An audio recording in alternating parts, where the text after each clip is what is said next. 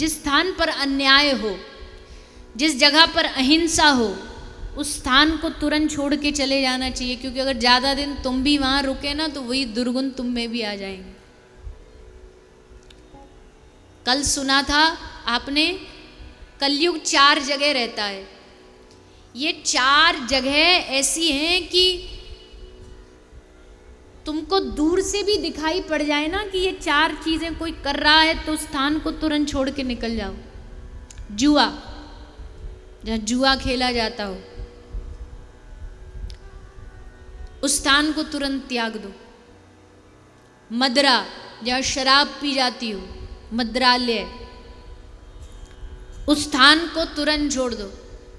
लेकिन नहीं जी, हम थोड़ी पी रहे हैं, हम तो वो बैठे हैं, हमारे उसमें गिलास में तो एप्पल जूस है, ये पी रहा है, हम थोड़ी पी रहे हैं।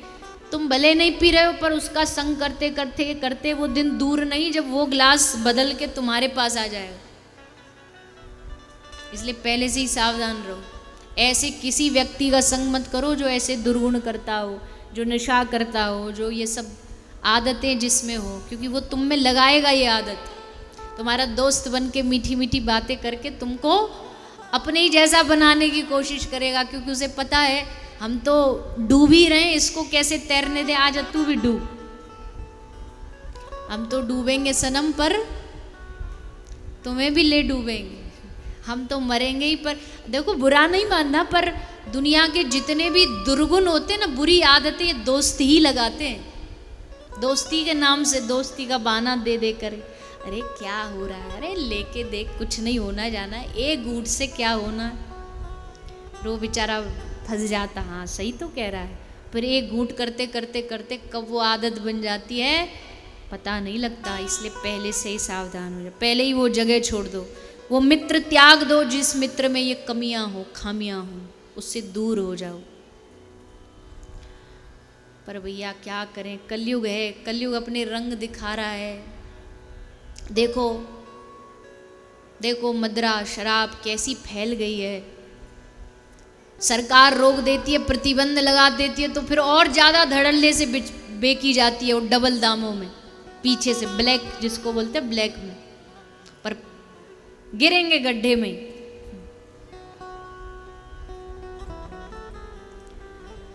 पी करके जीवन नष्ट न करे, कोई भी ऐसा बुरा काम करके जीवन नष्ट न करे जिससे बाद में पछतावा हो, बाद में जब समझ आए तो लगे काश हम समझ जाते।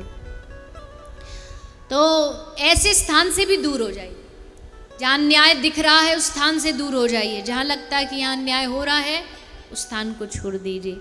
विदुर जी महाराज उस स्थान को छोड़ करके चले गए और जा कर के छोटी सी झोपड़ी बना ली, उसमें भजन करने लगे। विदुर और विदुरानी दोनों पति पत्नी, दोनों का दाम्पत्य जीवन बड़ा सुंदर था, क्योंकि दोनों भजन में लगे हुए थे। दाम्पत्य की सार्थकता तभी है जब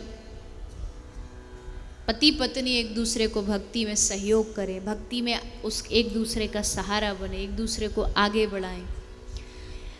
परिवार की सार्थकता तभी है जब पूरा परिवार एक दूसरे को भक्ति में एक दूसरे को आगे बढ़ाए। तुम भजन कर रहे हो तो चलो तुम्हारा काम हम कर देते, तुम भजन करो बैठ के। पर कई बार ऐसा भी होता, देखने को मिलता कि एक परिवार में आदमी भजन करने का मन उसका होता, दूसरे उसकी खिंचाई करते, तो भी घबराना नहीं चाहिए, तो भी सोचना चाहिए भगवान ने हमको परीक्षाएं दी है।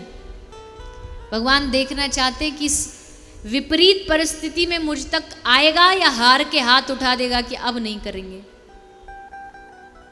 तो विपरीत परिस्थितियों में भगवान को भी उस समय भी नहीं छोड़ना चाहिए, चाहे घर में कैसी परिस्थिति हो जाए।